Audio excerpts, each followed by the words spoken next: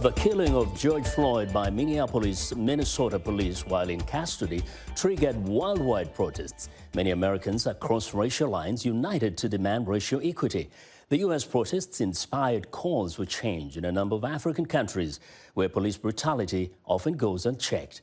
Hello and welcome to a special edition of Straight Talk Africa. I'm Vincent Makori. In a moment, my guests and I will discuss why the killing of Floyd resonated across the continent and what needs to be done to change the culture of police brutality.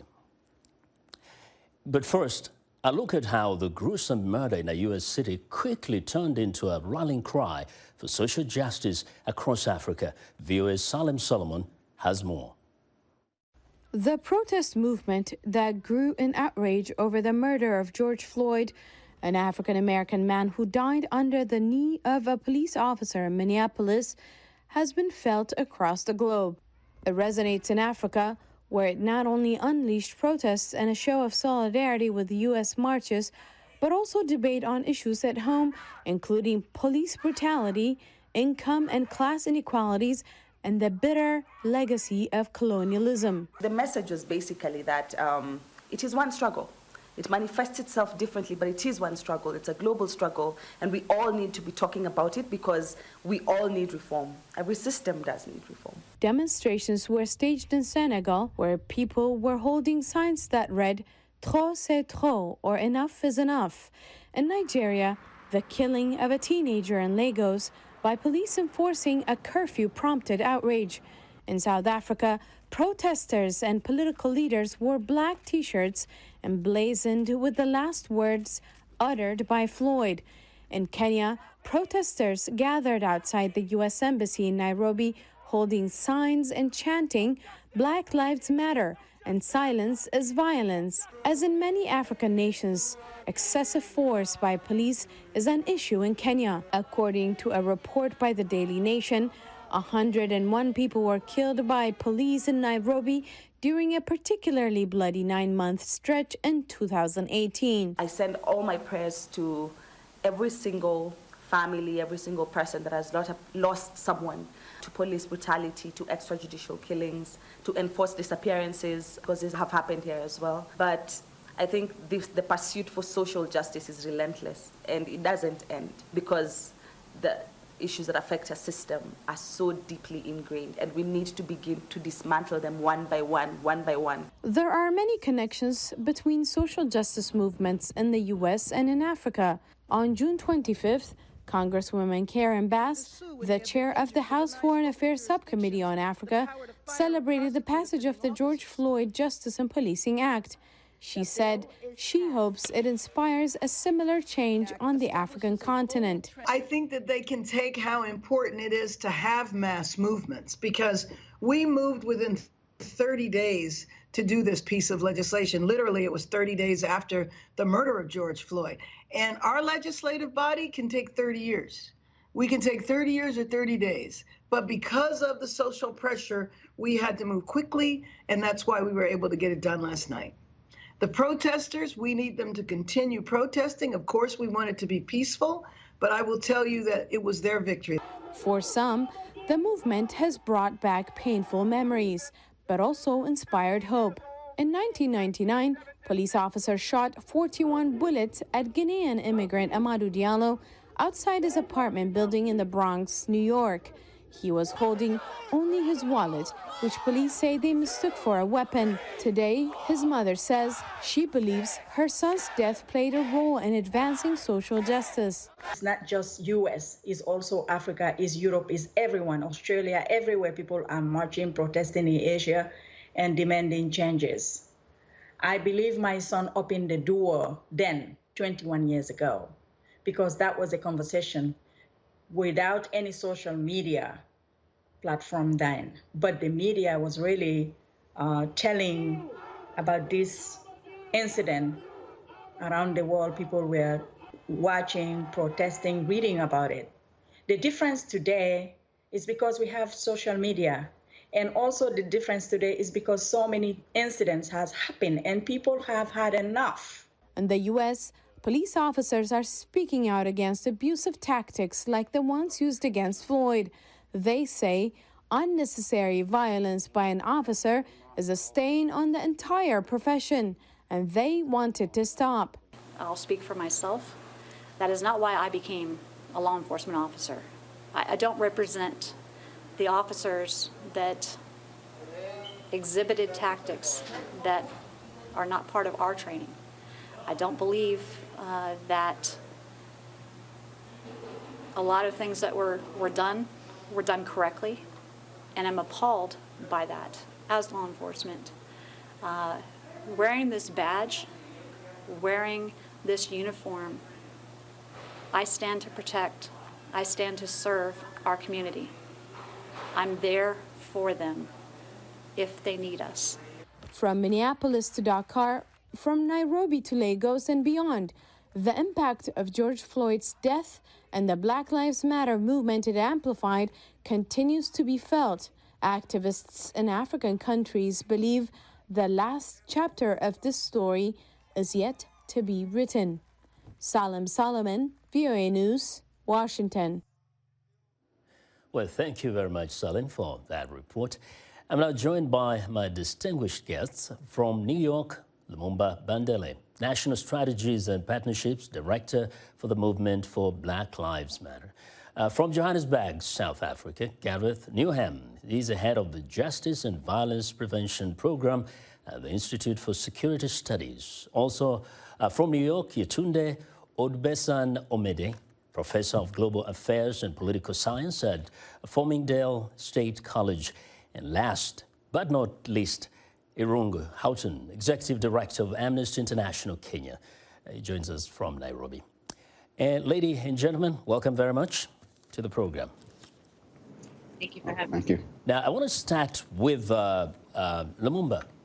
Yes. Here in the U.S., we often say that every parent, especially a parent with a son, at a certain time, they have to have that uncomfortable conversation with them about how to respond or react when you're confronted by a policeman. Can you help our viewers understand why? Yeah. First of all, thank you for having me. It's an honor to be here, and greetings to your other guests. So the uncomfortable talk, as it's been referred to, is a survival tactic that Africans in the United States have had to have with their family members for some time. In fact, since we've been here. To understand that, we have to understand first and foremost that the relationship between law enforcement and Black people particularly has never been one about safety or security. It has always been about control and containment, and control and containment at what cost. And so throughout our history, our lives have always been disposable.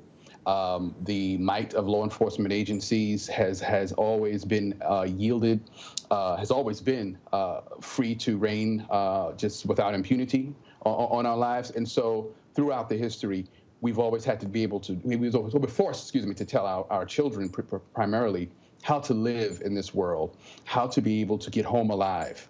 And it's not just young men. You know, I have two daughters. I have to tell my daughters often what they need to do to survive. And so we have conversations, and we do these discussions around what your rights are in police confrontation, but recognize that those confrontations and those conversations actually are not just constricted to what your rights are, because the law says the police can do 1 to 2 through 3 kinds of things, but reality says that they go beyond that, and there is no history of accountability for those things. And so, quite honestly, you know, we have to deal with the reality of law enforcement agencies having the ability and having a long history of taking our lives, of brutalizing our lives without any kind of accountability. Mm-hmm. Now, I want to turn to the lady on the show today, Yetunde. The Black Lives Matter movement, we've seen it grow, was founded way back in 2013, and it has spearheaded quite a number of protests over the years after certain notable killings by the police. But this time around, it looked like it had a certain intensity, a certain urgency. Why do you think that was the case? I mean, we're in really dire times. This happened around a basically global pandemic.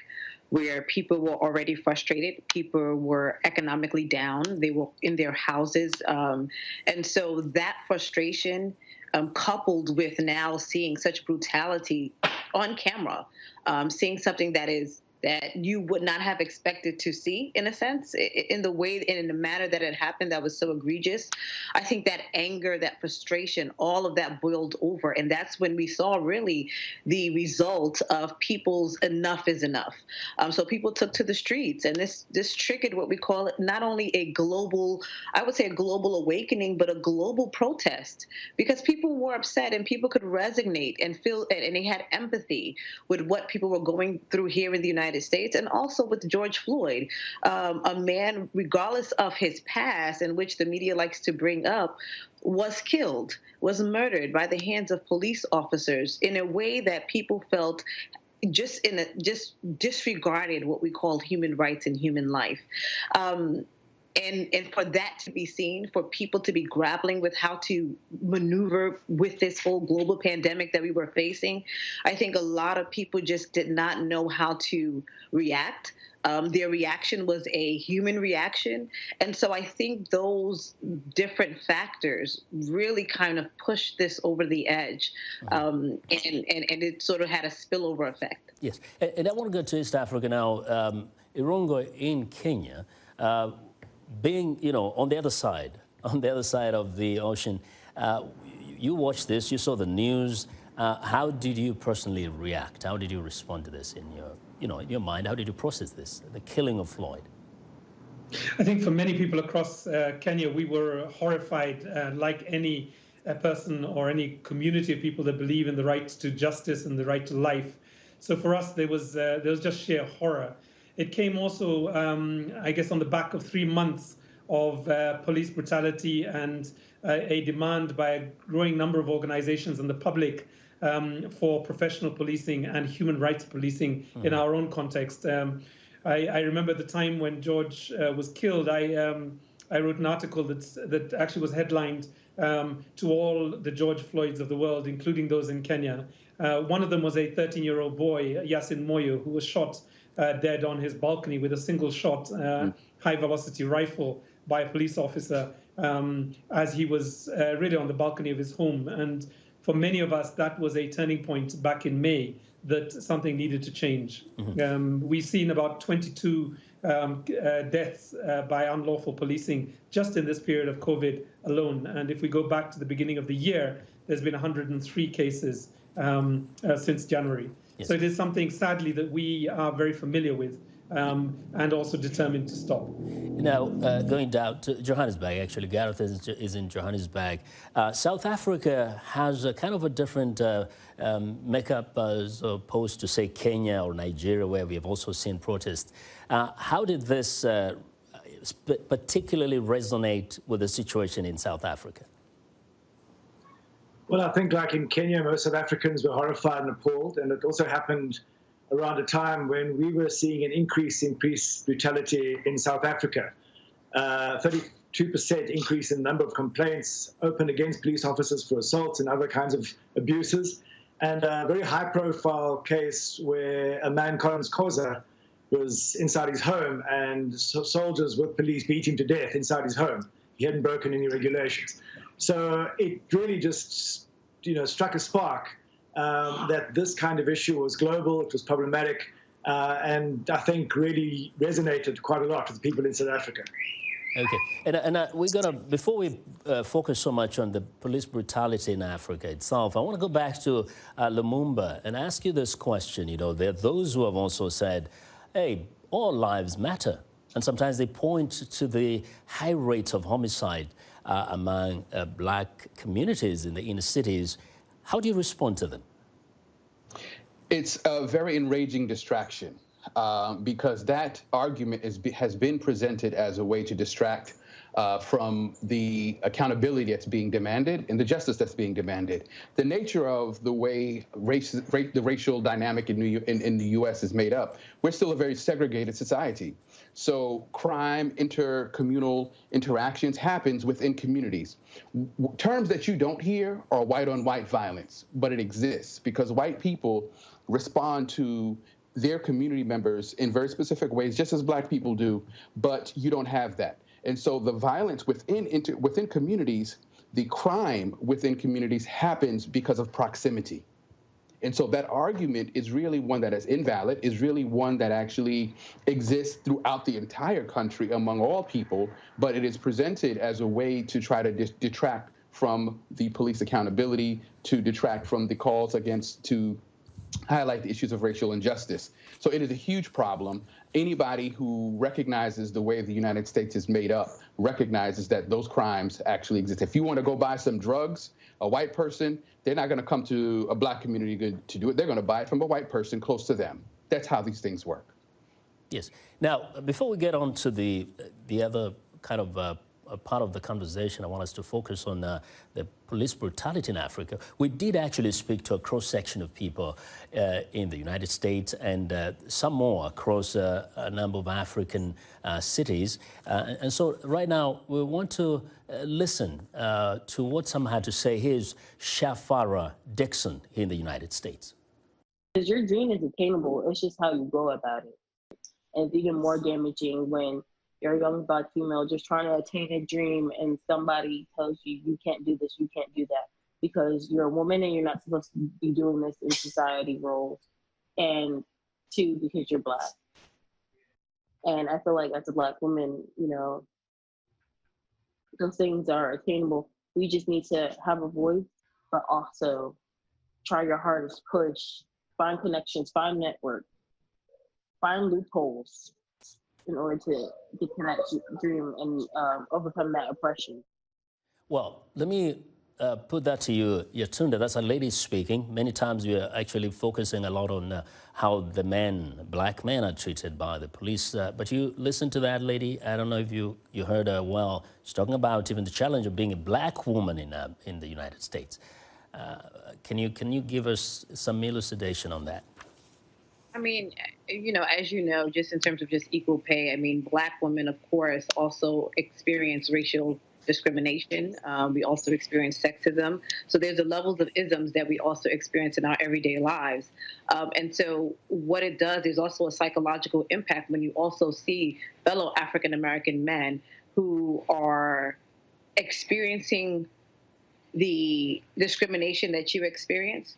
But for a woman, there are many things that we have to take on in our society. Many of us have to act as pillars. Many of these women who are left fatherless, who are left without a husband, who are left without a brother, time and time again, you see them on the news camera, carrying their families, having to stay strong in the midst of a community unraveling. So we see that the women have been really the pillar, the support, but have also received not only backlash, but also have sometimes not received the support that is necessary and that is needed for them to continue carrying on the mantle. Thank you. Irungu, the whole question of police and citizens is something that baffles many. The force with which the police confront citizens, peaceful demonstrations across the continent of Africa. Has this become just part of life that many Africans accept as part of, you know, how they relate to the police? To be beaten, to be brutalized, and nothing is done about it. So I think, first of all, you need to start probably to understand the phenomenon of police brutality is really to look for the origins of our police services across the continent. They're essentially colonial instruments of control. And as we went into independence, they were harnessed by the neo-colonial elite to essentially control power and the distribution of resources and make sure that they were not distributed very widely across society, but that they were able to maintain really unsustainable levels of poverty and inequality in these countries. And I'm not one that always goes back in 400 years to look at the reasons for why we're in this situation, but I think a historical analysis is very important. A contemporary analysis will tell you, in the case of Kenya, for example, that more than 50% of the population think that if you are rich and powerful enough, that there is one law for you, and that if you are weak and vulnerable, there is another law for you also, and that your ability to avoid accountability under the rule of law depends primarily on how much power and how much privilege you have. And that's the same really in the United States, as far as I can see, it may have a racial dynamic, but here it is a very class-oriented perspective. So the experience of policing by people who live in informal settlements and in rural areas where there is disdain for poor and vulnerable people, and also as a result of poverty, people drift more easily into crime and I guess life options that are not supported under our law, that you will see this level of violence. And I think that's primarily it. I say you can't see levels of brutality from the police in the absence of issues of inequality and poverty more generally. But I think the thing that we have been focusing on, besides the structural issues, is really what are the institutional and behavioral triggers that produce essentially, this set of aggressive warriors in uniform rather than public guardians that are there to essentially disrupt violence and to essentially protect the public interest, not just the elite interest. Yeah, and indeed, I mean, growing up in Kenya, often had the police say the citizen is the enemy. There's a Swahili expression, raia ni adui, which means the citizen is the enemy, and that is part of their training, I suppose. But before I go to Gareth in Johannesburg, I want to play this soundbite from Nairobi, in the Nairobi informal settlement of Mathare, where we caught up with Wanjiro Wanjera, and here's what she had to say. I haven't had any experience with racism. I'm black. I'm living in a black country. Police brutality, I am a victim of police excesses. I have a brother who was killed by police. I'm raising my brother's son, and every time I see him, I'm reminded of the bullet that shot him. Yetunde, looking at the police culture, even in Nigeria itself, where you have roots in, first, it's the level of aggression that you see in them when they're confronting, citizens, perhaps in a situation of protest or sometimes even just a normal arrest.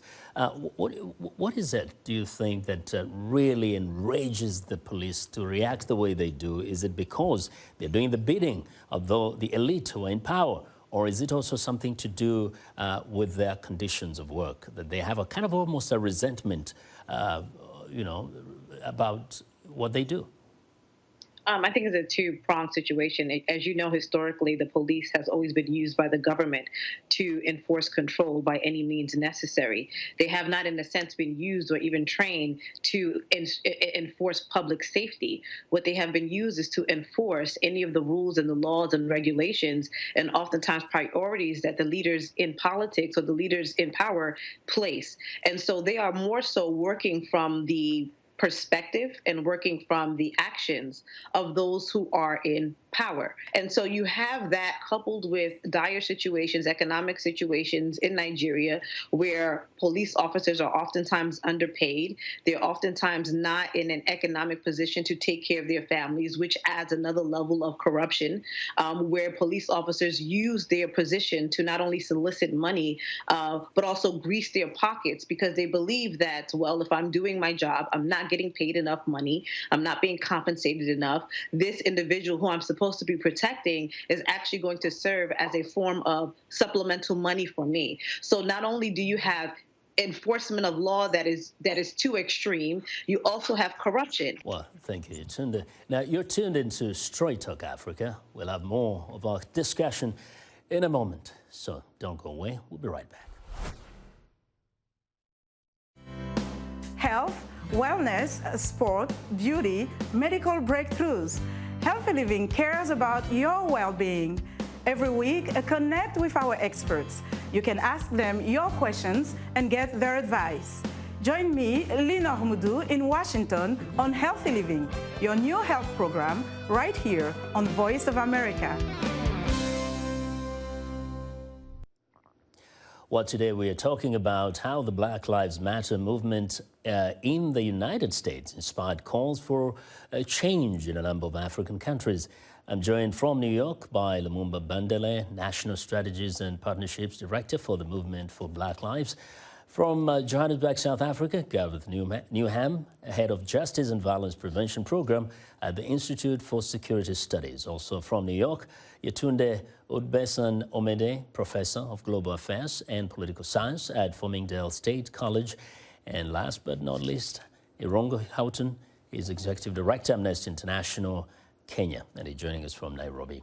Now, before we went to break, we're talking about the police culture, the training issue, and I want to come to you, Lumumba. You know, some have observed, especially in the recent days after the protests, the whole discussion around police training, even some calling for defunding of police. So some may wonder, is it a question solely of race, or is it all about just the police training? Some have said the police are trained in a way that makes them respond just violently. Some have been just trained to shoot when they feel scared.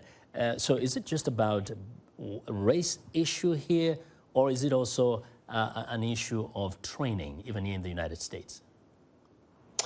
Thank you for that question. It's a series of things. And what you're hearing in terms of the call of defunding is a resolution that we've come to, that the calls for better training, the calls for legislation that would help prevent these kinds of acts have all failed. And so we recognize that what needs to happen is a total reimagination of what public safety actually looks like. The idea of having armed militarized forces in particularly Black communities to create some level of safety has failed. The belief that police make us safe is one thing that we've all been sort of clinging to, that's really prohibited us from being able to create some other realities, has been proven wrong. I live in Brooklyn, around the corner from a police precinct. That theory should mean that I should live on the safest block in Brooklyn. That is not the case. So this hyper-militarized policing, and understanding that this hyper-militarized policing is specifically in communities of color, especially in Black communities, and does not exist in white communities. When it does exist in white communities, it's to protect them from us. And so we understand that fundamentally there is a problem with the overall framing of what policing has been and continues to be, and that it must be abolished, that we have to reimagine what public safety looks like. And so the next question is, well, what do you do with issues around intercommunal violence? What do you do with issues around crime? We have a number of organizations and initiatives that have been responding to these things. We have an organization in Browns Release, New York, that's been doing violence prevention and community safety patrols, and they've been able to decrease gun violence in one of the most violent neighborhoods in New York City without law enforcement. We have organizations that have intervened in partner violence and gender violence, and they've been able to do it without law enforcement. We have mental health professionals who are responding to cases to do it without law enforcement. So we have the capacity, we have the understanding of what needs to happen, but this imposition that it has to be a militarized police force is fundamentally the problem. So the call for defunding is rooted in that reality. Let's listen to what Rachel Motsepe in South Africa, Solomon Ame in Nigeria, and Ruth Emmanuel say about trusting the police. Don't trust police simply because how they treat young people in our country. It is not as if they are humans. I do not trust the police. Reason being that it's not all the police that are bad. There are some that are good, but the bad ones have overshadowed the good ones. Because based on my experience during this coronavirus, there are many Nigerian police that uses it as a means of getting money from people, which is very bad. There are some that are doing the job genuinely from their mind. No, I don't trust the police in our country. The reason being is that I think they are biased. They choose to deal with issues, the way they feel. And as a woman, I think I'm not protected by the police. I'm fortunate because my dad also is a policeman, and that is why I feel I was fortunate. But some other people who have nobody end up spending days in the station. And well, so there we've listened to a cross-section of people there. Only one person said they feel a bit safer because their father is a policeman. But if I may come back to Irungu, I think the most common word we had there is, I don't trust the police. I don't trust the police. And the police treat people like they're the enemy. Now, Have you seen any interest whatsoever in the government, say the government of Kenya, in changing the culture of training, of the way the police relate with the citizens? Yeah, I mean, I think what's sad is 5 months into COVID, for the Kenyan context, I think police, the police were rated at 30% in terms of trust and confidence by the public, and that's the lowest of all the agencies in the country. And given the role of a police service during a time of pandemic, one would have thought that a lot more energy would have gone into making sure that the trust levels and confidence levels would remain quite high. Let me just contrast that with something the Yetunde spoke about, which was that in this period, we've seen a 30% increase in gender-based violence. And many of those cases have happened during the time of curfew, and they've affected people who have no capacity or no confidence to reach out to the police for protection, if not until the next morning or not at all. So, with a rate of, I think it's 5% of the population actually report crimes to the police in the Kenyan context. So there's a real need to think about, what would reestablish trust and confidence in the police service. The police have announced a couple of measures as a result of some of the advocacy that human rights organizations have done, including Amnesty. We now hear that there is an e-learning module that includes rights-based approach to public order management. And this is a response to a 9-point set of policing guidelines that we released on April the 5th that essentially warned the Inspector General what would happen if he did not have a human rights-based and distance-conscious approach to policing during the curfew. So these are some of the measures that are underway. But I think the important thing is, it's not just about retraining. Sadly, we have a number of officers. We have a police service of about 150,000 people. And it's probably the case that, the violence that we see is really manifest by about 10,000 officers. But still, the problem is really that we are recruiting people who really have a mindset of us and them. And no amount of classroom or e-based training will remove that necessarily. What you need is stiff penalties for violating the law. You need swift interdictions or suspensions. And we need to make it very clear that anybody who does not want to work lawfully or compassionately, they must be dismissed and look for another profession to operate from. All right. Gareth, in South Africa, many people understood that during the apartheid era, the police were trained to treat mostly the Africans as enemy, to suppress them, to brutalize them. Now, the government has been in the hands of a black majority for some years now. Why has there not been any move to change the police culture, the culture of brutality, the culture of treating citizens like they're the enemy of the state? Well, the dynamics are very different to what occurred under apartheid. So, as I mentioned earlier, there were a lot of efforts to reform the police, train them in human rights, and there's rebranding, and there's a lot of new police officers being recruited. We now also have about 150,000 trained police officers. But around 2011-12, because of high levels of crime, there were sort of political responses. Well, we're going to fight a war on crime, and we're going to bring back military ranks. So we used to have civilian ranks for the police, but in 2011-12, there was this return to military ranks. We had generals and brigadiers. And so that mindset of we're fighting a war, and of course, who are the fight against is the communities, because the criminals don't announce who they are. And so that mindset of being tough on crime and a war against crime, I think did contribute quite a lot to the increased levels of brutality that we have at the moment.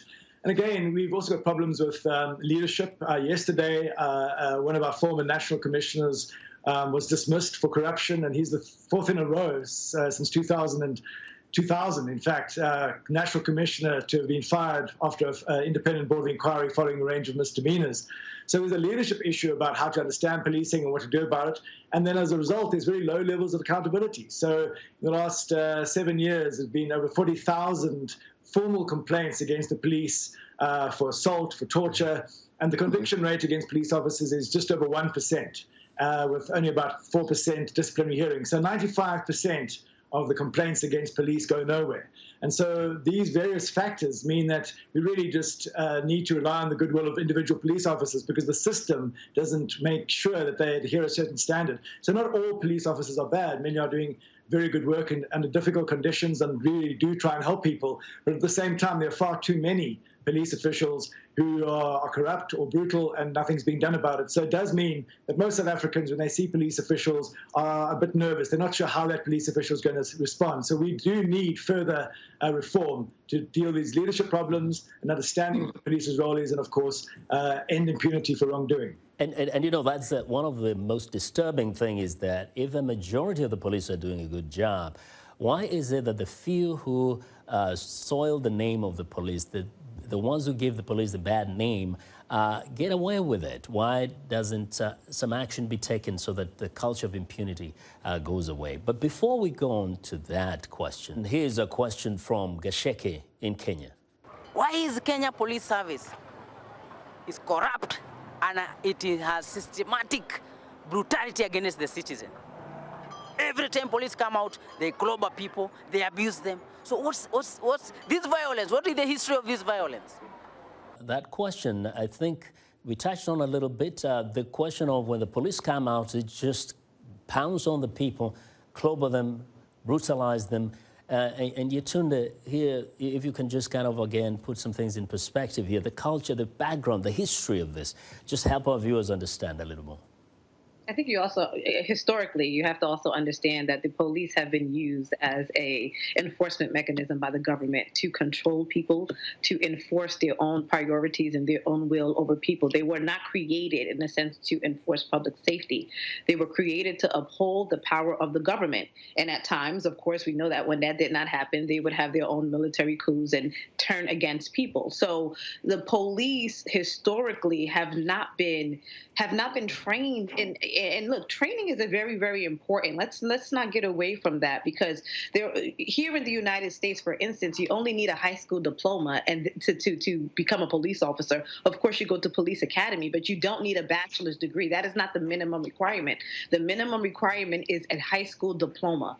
In addition to that, there's no training in emotional intelligence. There's no training on how to diffuse or de-escalate those who have mental illness cases. There's a lack of understanding of the complexities of the people in which they're supposed to provide public safety to. So the only thing that they oftentimes resort to, which is what they know, is force. And so when we talk about defunding the police, when we talk about training the police, we're talking about changing the culture of using excessive force to de-escalate a situation. Yeah. All situations do not need excessive force, and that is a global issue that we're seeing. And actually, briefly, before we go to the next question, I wanted to ask you, Irungu, recently in Kenya, we saw the image of a woman being clobbered by 4 policemen, big clubs.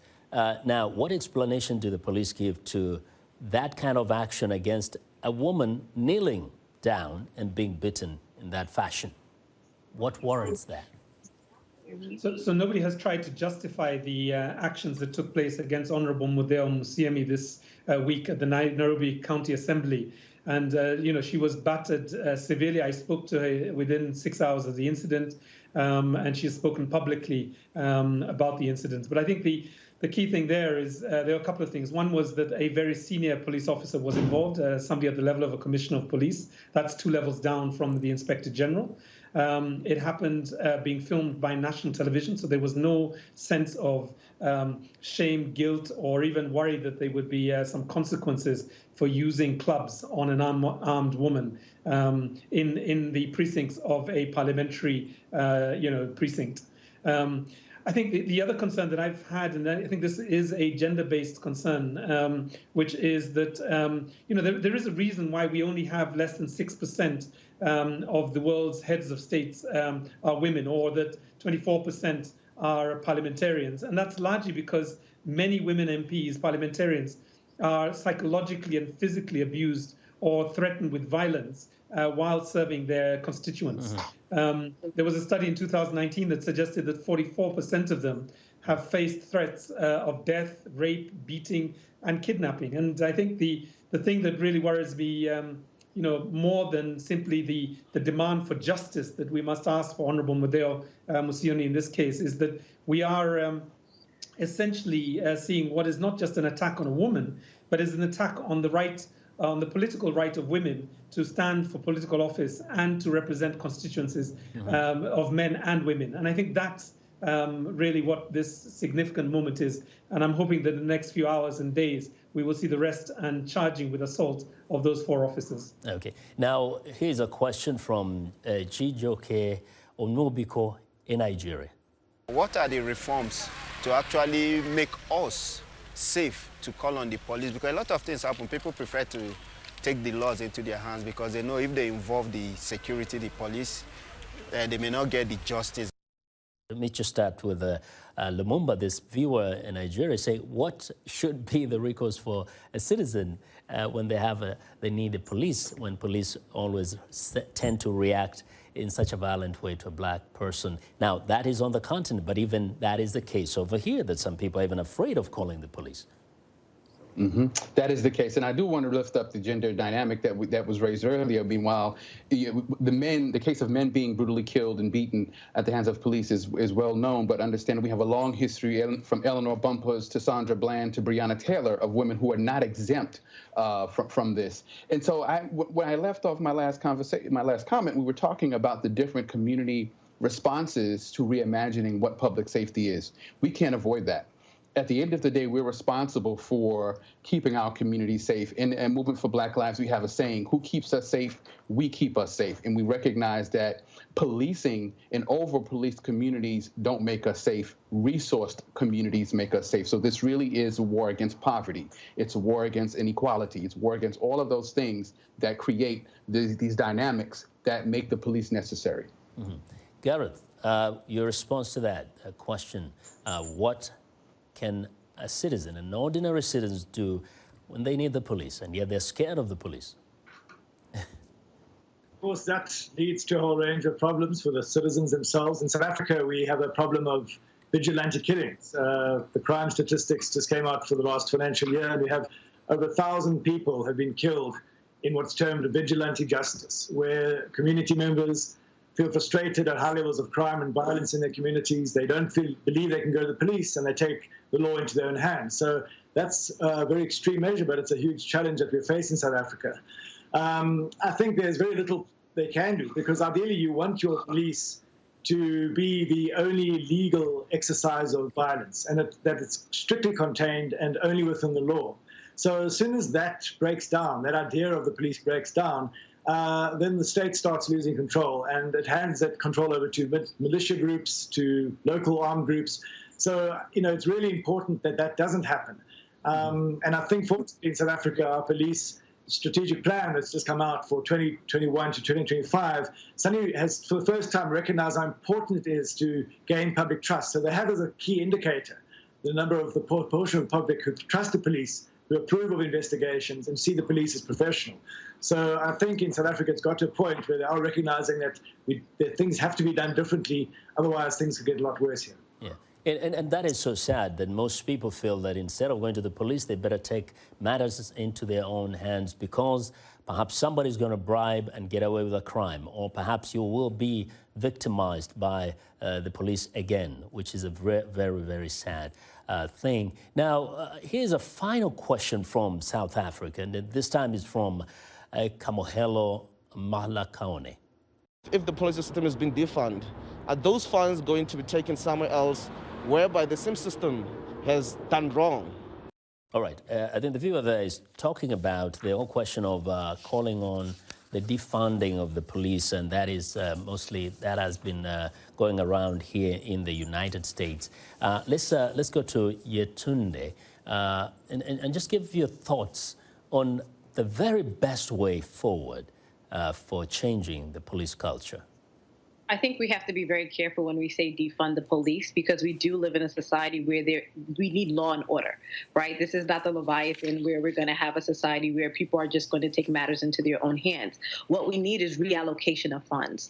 Reallocation of funds, meaning When we take funds away, we need to put them into more training. We need to put them into more workshops. We need them to put them into community policing and providing organizations and civil society organizations that also help to address community matters and work in partnership with the police officers. We need some of that. So we need the reallocation of funds, because the presence of police officers, the presence of law enforcement across the world it's a necessary thing, right, to keep law and order.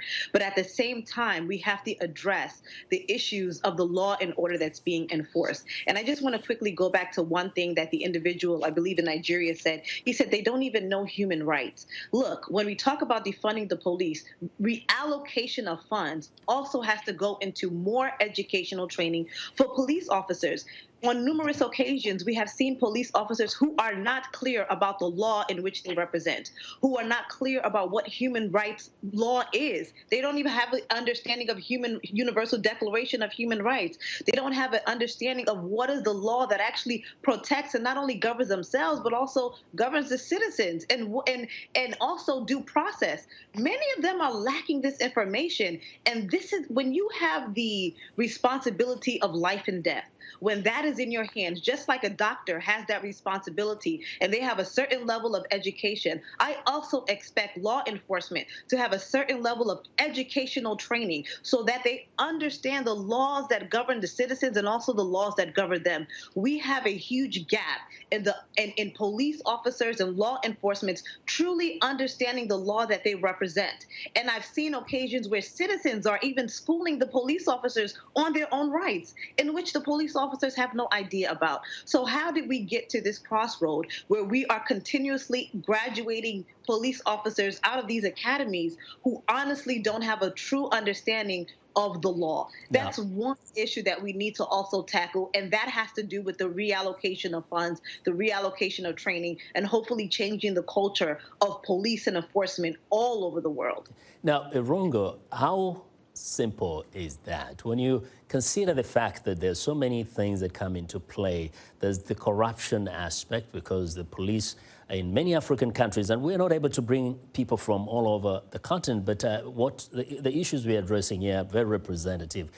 There's corruption that is really a big problem in the police system. There is also the historical background to this, be it colonialism, apartheid in the recent years. How do you change that, even with even if you have the will to do that? How do you change all those things in order to create a police that serves the citizens instead of being the enemy? So, Vincent, I mean, if it was simple, it would already be done.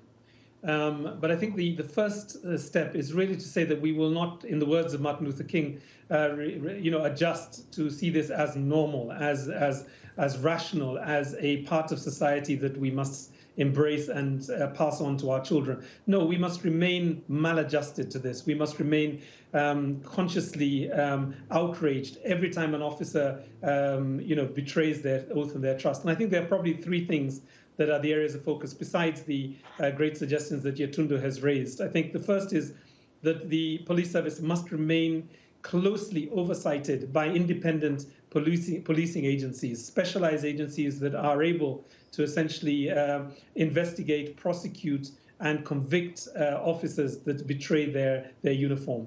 The second is that the public has to be trained on their rights. And this is something that Amnesty International globally we do. We have probably about 45% of our budgets going into human rights education to generate, to create generations of people that understand that it is not normal for a police officer to extort you for a bribe, or it's not normal for you to be battered by batons or, what look like electricity poles. It is just not normal, and that should not be acceptable in a democratic society. Yes, and I know. And therefore, training people on human rights and giving them the confidence to report carefully and safely is the second strategy. And the very last one, really, is making sure that the ecosystem of investigating agencies, prosecution agencies, and the judiciary work effectively. And that's the work, really, of specialized institutions and our elected leaders. But more importantly, I think human rights organizations like Amnesty, Black Lives Matter, and others. Yeah, and I know you yourself, Irungu, has been bitten by police some time back, I know. But let's go to South Africa. Gareth, we're talking about outrage and the fact that oftentimes the authorities say just a few bad apples in the police system, yet we see the impunity persisting. So why isn't there that outrage from the authorities? Why wouldn't the authorities, the governments, take action against the very few people, indeed, if they're the few people who are kind of messing up with the image of the police? Well, the government would say that they are, and that every year they'll point to a handful of cases or a couple of hundred cases where police officers are prosecuted or are fired for wrongdoing. But I think it's because the political elite who are responsible for framing what the police do and how they behave don't experience police brutality. As I say, in South Africa, it's very much a class situation. So the wealthier you are, the less likely you are to come into contact with the police or certainly be a victim of any kind of police brutality. The people who are most vulnerable and the most experiencing this are the least organized. So it's your very poor people who don't have a voice. They're trying to live day to day just to keep alive, to put food on the table. They're not hugely organized. They don't have money to try and lobby. So I think the political system is one in that until the political elite realize that the only way the police can really play an active role in making society better off, reduce crime, is through a notion of procedural justice, where every interaction that a person has with a police officer must leave that person feeling positive about the police, because that is the only way the police can then play a role in which they model what law and order and human rights are about, and therefore create an environment for people to want to uphold the law and follow the law. When the police are not trusted, when they break the laws themselves, that leads to everybody else thinking that they don't need to follow the law. So it's really at the root of it, it's about a political decision that those with power have to make about what kind of police do they want. Quickly, Lumumba, what do you make of the fact that your movement, the Black Lives Movement, had this kind of impact across the continent of Africa, that it made people start asking those critical questions? Mm-hmm. You know, it's welcomed, and I think also it's reminiscent of the kind of solidarity that we have seen over the history of the years. And so, you know, we want to take this opportunity to strengthen those ties, to make sure that we make connections. But I also want to just clarify that you know, the defund campaign that we are moving, that we're talking about, is explicitly a campaign to make sure that funds are taken out of the criminal justice system, out from policing. So we're explicitly saying things like increased training does not work. It never has worked. It's been tried years and years over again. It does not work. So but you still need the police, right? Yeah. Absolutely not, is what I'm saying. That's exactly what I'm saying, that we have to think bolder. We have to think more ambitiously. This idea that police keep us safe has been proven to be wrong within the United States. I can't speak outside of that. But within the United States, the idea that police keep us safe has been proven to be wrong. And as soon as we accept that, then we can really begin to think of some of the other kinds of interventions that we know need to happen. So defunding is not about inserting more money into the police department for trainings and stuff. That's not what it's about. So, I mean, some people think that is extremely radical. You're suggesting that we shouldn't have the police at all. Yeah, well, what was radical was the on-camera killing of George Floyd, of Eric Garner. So we recognize that we're in a different place right now. We cannot continue to recycle things that we know have proven to not work. Is it reasonable, Yetunde, to say that there shouldn't be a police?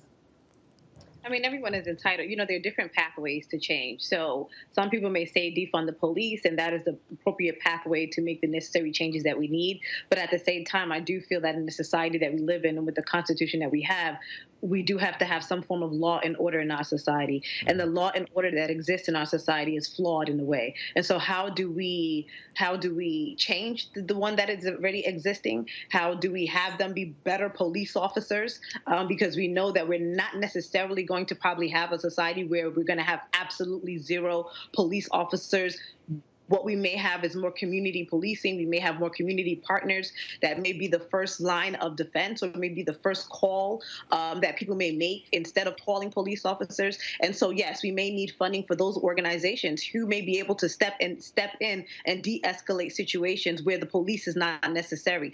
But when the police are necessary and when they are policing our communities, how do we, in a sense, provide the necessary, I believe, revamp that is needed so that they can be effective in our communities? And I think we have to also look at it in a way that is strategic and in a way that how do we deal with the things that we have now? How do we change what we have now? Yeah. Let's hear quickly from Irungu. What if you were speaking to a Kenyan police officer, what would you tell them so that when they meet a citizen shouldn't be terrified, shaking in their boots?